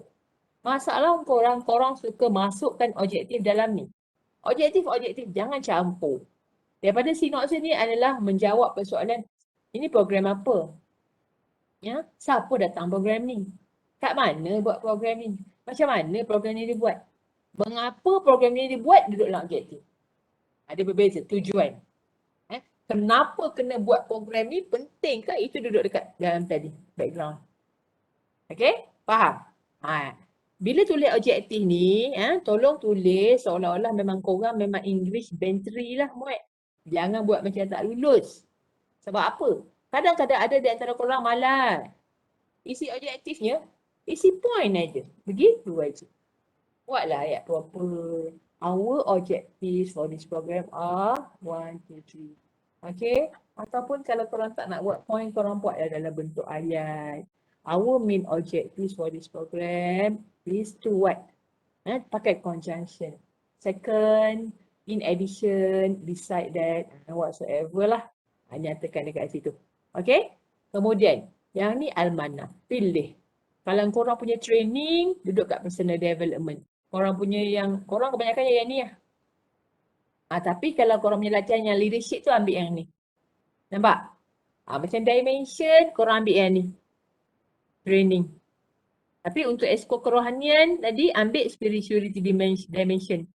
Untuk esko kesenian tadi ambil arts and culture. Faham?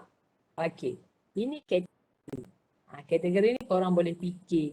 Program korang tu dia menyumbang kepada kelestarian yang mana? Contohnya kita buat program kepimpinan.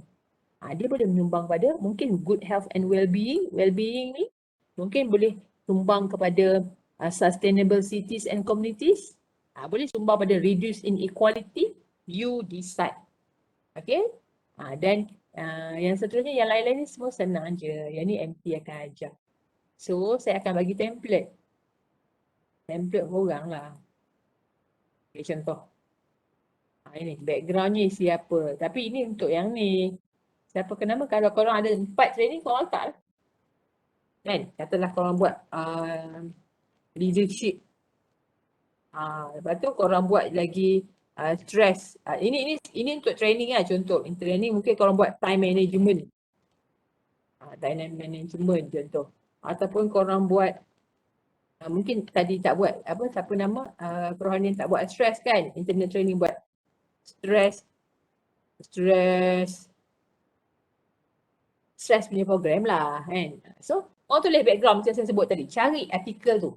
Cari artikel itu dan nyatakan dekat situ apakah yang korang dapat daripada baca artikel tadi yang menyumbang kepada jawapan kenapa kena buat program leadership ni.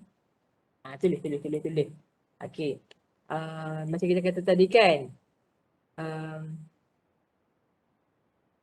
A leader, contoh. Ni katalah saya baca artikel tadi. A leader must have good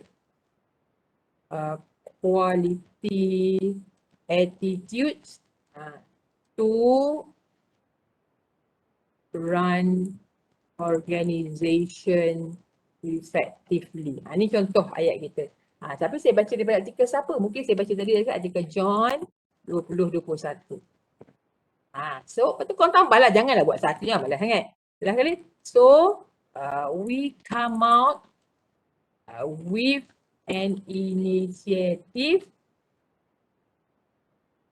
to do a leadership training. For for siapa? For committee members. Contoh. Okay, faham?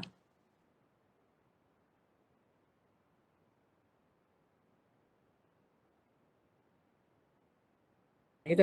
Nampak? So, ayat dia jangan gini lah lebih kurang. So, aim dia, our aim for this program buat lah satu. Apa dia? To reduce number, tapi aim ni boleh diukur tau. Okay? No resignation from any exco, for example. From. Okay? Sama lah yang tadi tu. Yang spirituality.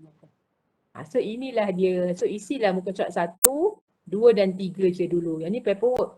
Sebab apa korang punya training korang, internal training korang 3 orang ni, korang kena isi dalam amanat ni. Okay? Jangan pening kepala lah.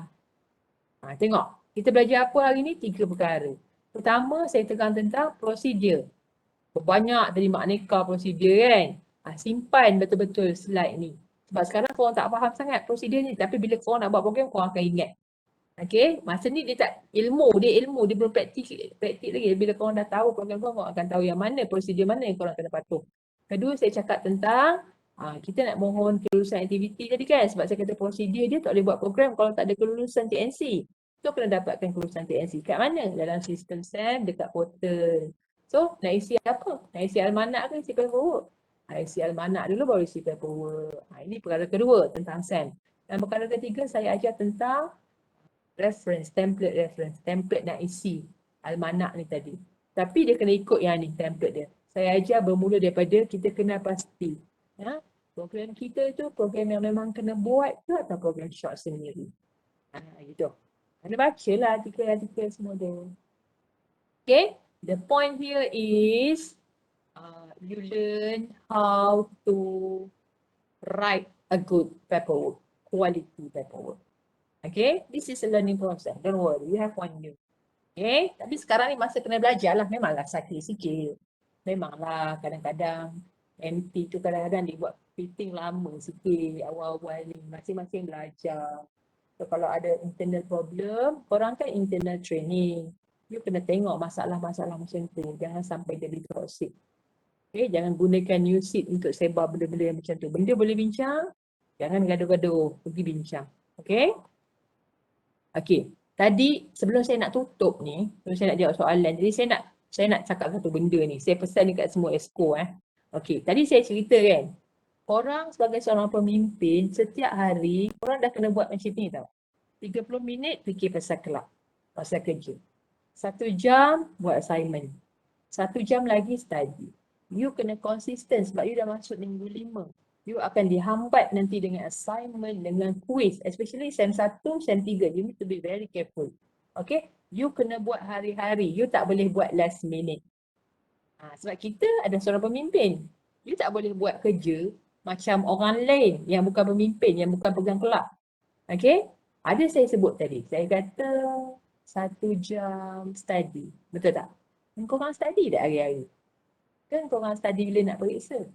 Tak boleh. You are a student. Orang study tu. Orang kan, sebagai seorang pemimpin, kita tak study benda yang lepas. Tengok contoh. Maksud saya. Korang ada online learning masing-masing. Korang akan dapat ni. Apa kita panggil ni? Learning outcome ni, outline ni. Content outline course korang tu. Korang punya subjek tu kan. Katakanlah. Ini minggu lepas belajar. Okay, katakanlah esok kelas korang.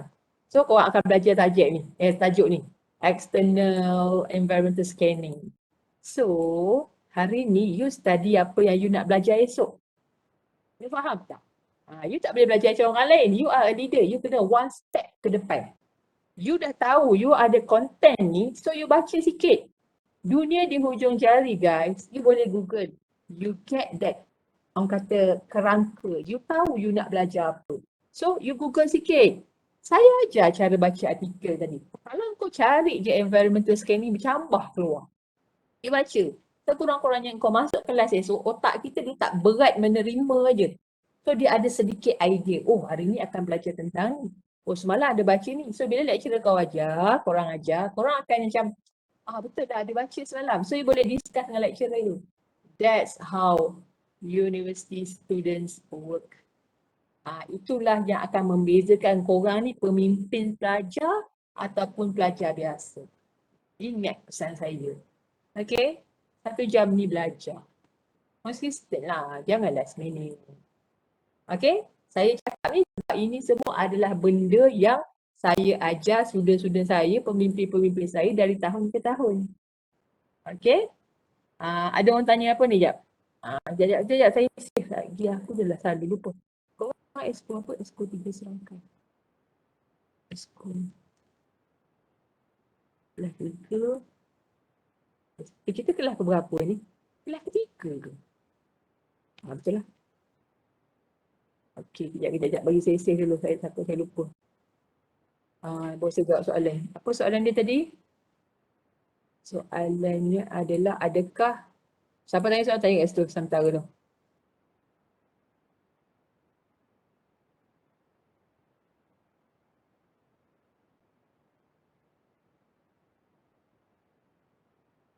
Adakah ajar almanak boleh dikira training? Boleh.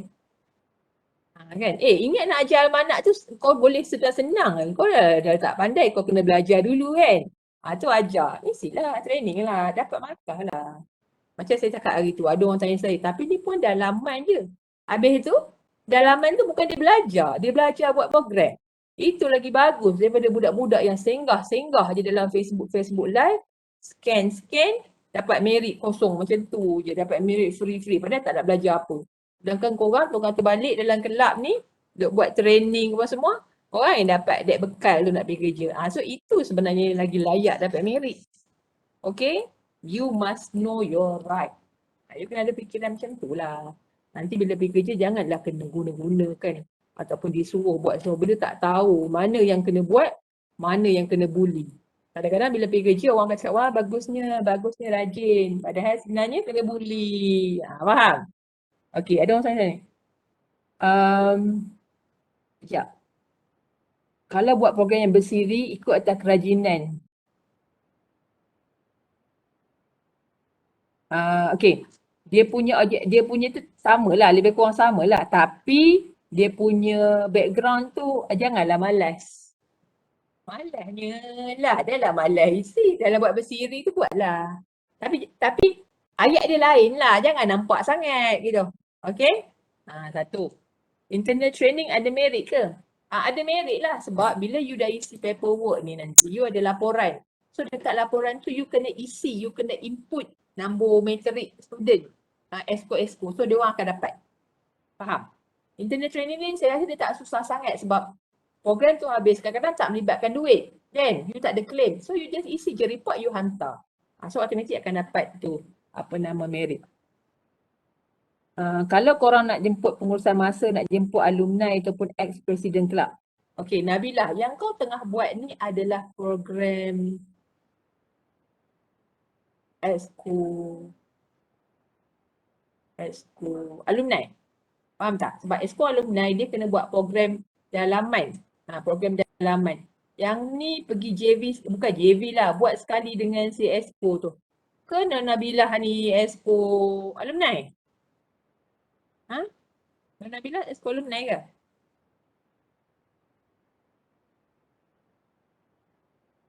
Almanak. Okay, kalau tak boleh bincang dengan Esko alumni sebab alumni pun dia kena buat juga. Dia kena cari bekas presiden, lepas tu dia kena bagi training dalaman kepada korang. Bukanlah training dalaman, dia sharing session je. Okay.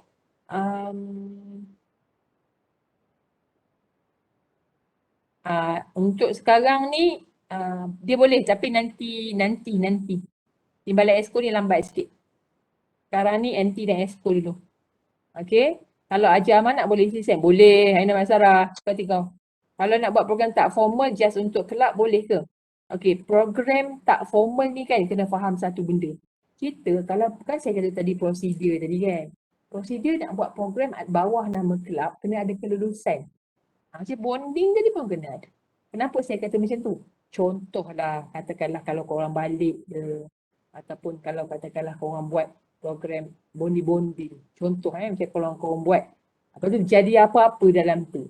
Dia tak ada kelulusan. Dia macam tak ada sources ataupun tak ada punca kata program ni memang kena buat. Memang saja-saja buat. So dia jadi korang tak selamat dekat situ. Tak ada. Korang tak ada insurans yang boleh mengatakan, kami buat ni program kelab.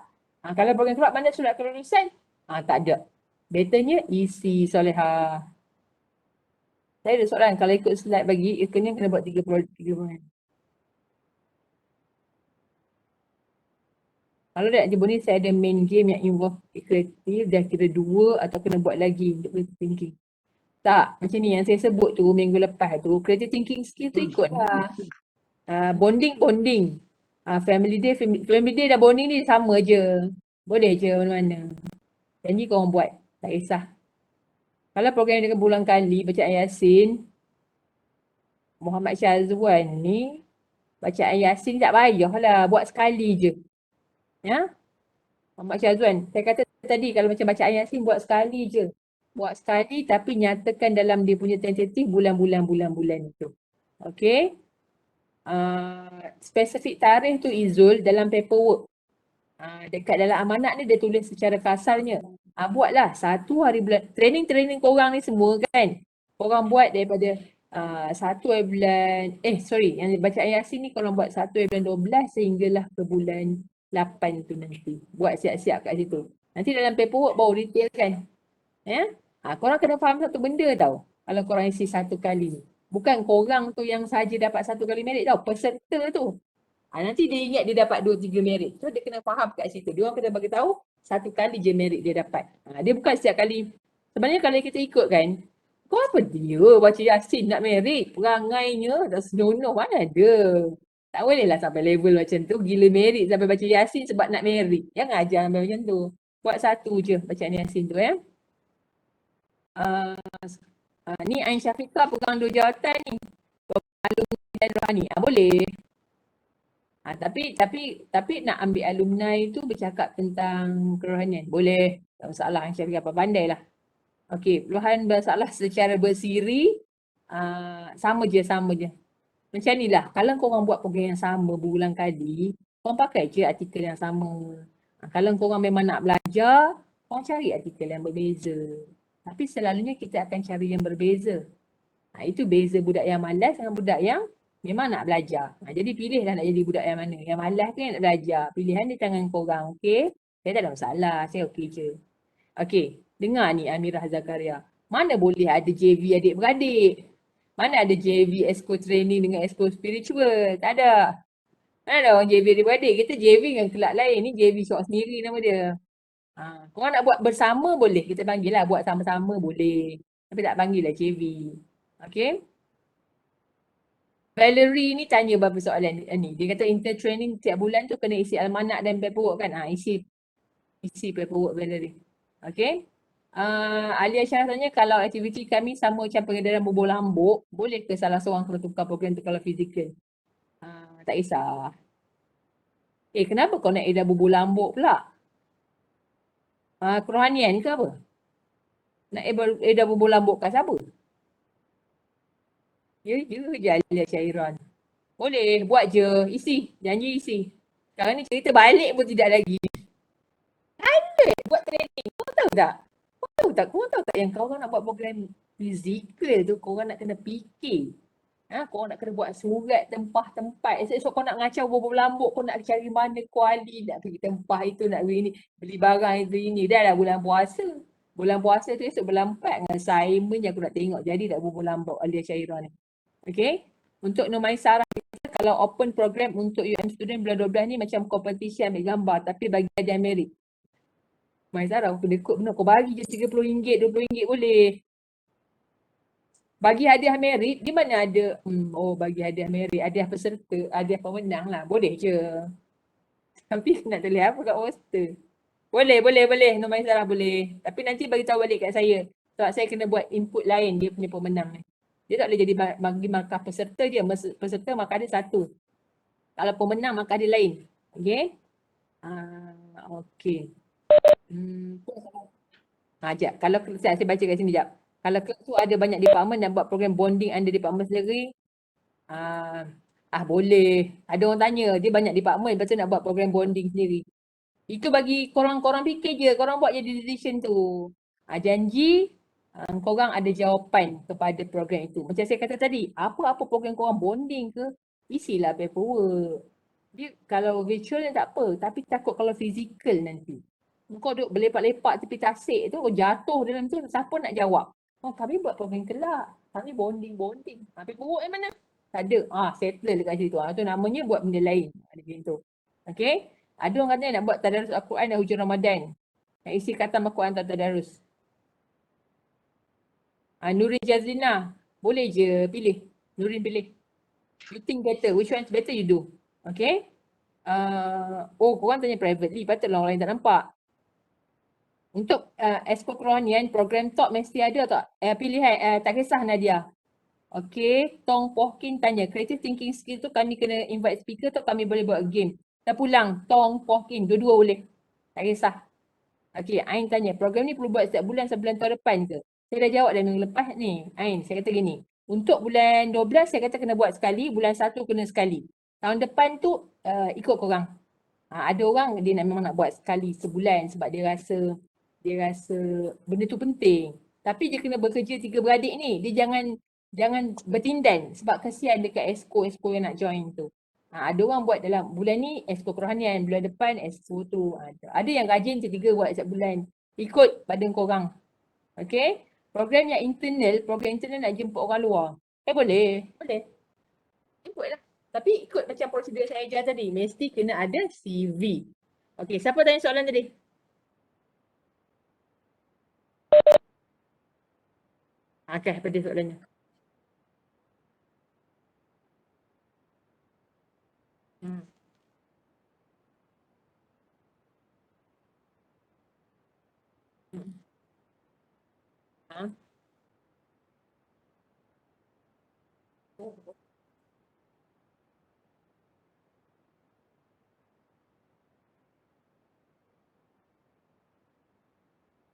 Yang current task ke maksudnya? Dia kena relate, dia memang kena relate. Exco benda. Muat ke? Dia kena cari, kalau ikut sepatutnya kena buat akademik. Nak buat apa cerita dia ni?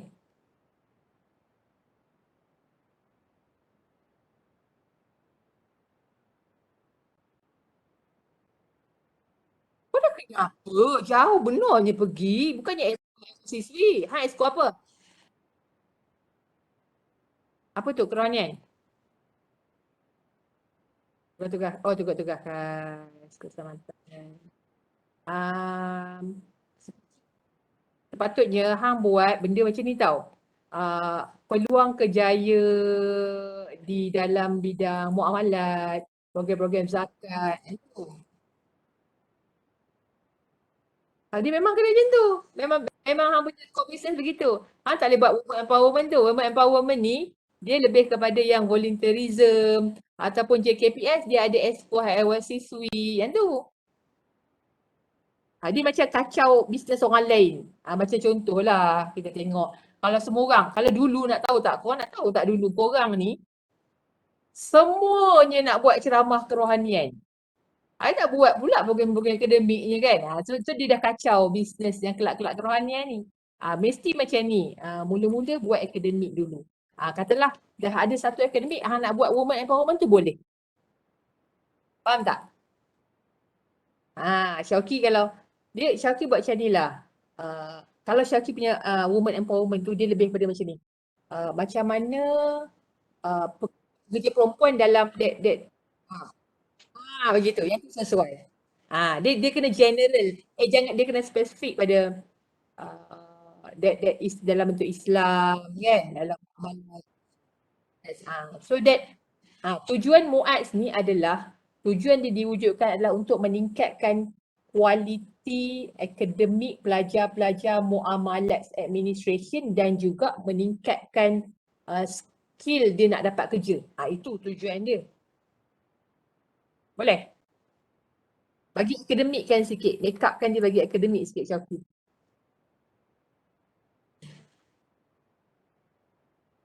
Mestilah.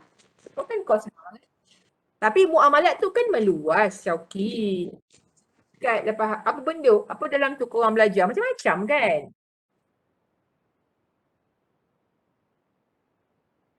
Mesti. Janganlah Syauqi. Kau mesti kena buat kerja tu. Kalau bukan kau siapa lagi.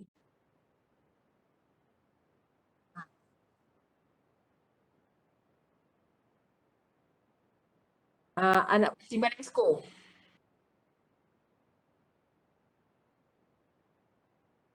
Tapi kalau rasa benda tu nampak dia orang tak pandai, kena ajar. Sebab dalam, saya nak cerita. Cuba korang tengok jumlah participant hari ni, 250. 250 sepatutnya ada 360. Berapa je kelab yang hadir hari ni? Kalau ikutkan dalam 80 kelab je tau. Kelab semua ada 120. Sama juga macam expo kelas lain. Yang hadir kelas hanyalah 90 hingga 100 saja. So, ada 30 kelab. Mungkin kelab kau, Syauqi. Mungkin kelab korang yang exco tu tak datang. So, kalau korang tengok mereka blur, pergi ajak. Dia kadang-kadang dia tak sama. Dia berbeza. Dia macam kadang-kadang kita macam ni, kalau untuk satu kelab kan, contohnya macam Muaz tadi. Dia kadang training dia perform. Alumni dia tak tahu hilang ke mana. Industri dia ada. Tapi ada kelab yang jenis industri dia perform, alumni dia perform, network dia perform. Tapi training dia tak tahu lesak pergi mana dengan dia punya kerohanian dan juga tu. Dia macam-macam. Sebab tu saya kena ajar semua. Sekurang-kurangnya kalau satu kelab tu tak semua dapat tapi ada yang dapat dia boleh share. Okay? Sebab tu korang yang training ni saya tekankan lebih sikit. Kelas korang ni lebih santai beza dengan orang lain.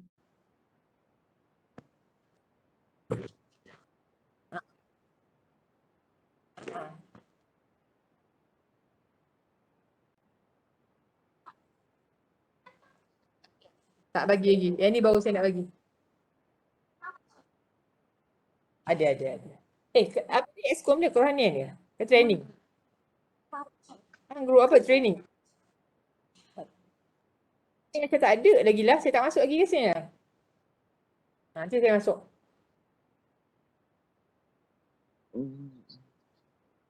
Tiga-tiga. Saya tak bagi lagi dekat ni. Saya memang tak bagi korang 3 beradik. Saya tak bagi lagi 2 beradik. Logistik dan protokol. Tapi Puan Jannah, dah, orang lain ya. nak tanya.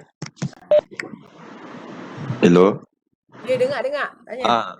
Macam saya ada plan nak buat event tapi macam talk pasal games and studies.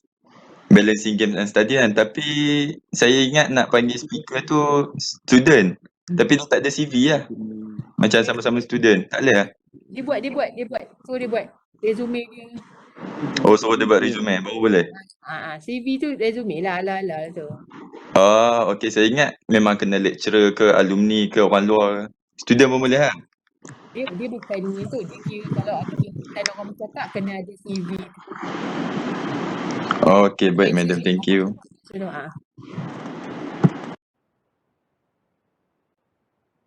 Okay, nanti saya bagi Siti Takifah. Sekejap. Ada orang tanya macam ni. Berapa maksimum? Depends. Kalau exco kerohanian tapi under kelab bahasa, program macam mana kita boleh buat? Under kelab bahasa? Under kelab bahasa tu maksudnya apa soalan dia ni? Kelab bahasa Melayu ke apa Manisha? Ke bahasa Jepun? Kerohanian ni saya ajarkan dalam kelas. Saya kata dia bukan semestinya spiritual, ritual, aktiviti keagamaan. Motivasi, meningkatkan kekuatan dalaman diri kita, inner spirit, macam tu. Ya, dia bukan semestinya bacaan Yasin. Sebab tu saya selitkan kerohanian dengan motivasi. Okay? Ke soalan Manisha ni dia nak buat program apa berkaitan bahasa? Okay. Kelab pujangga. Ya.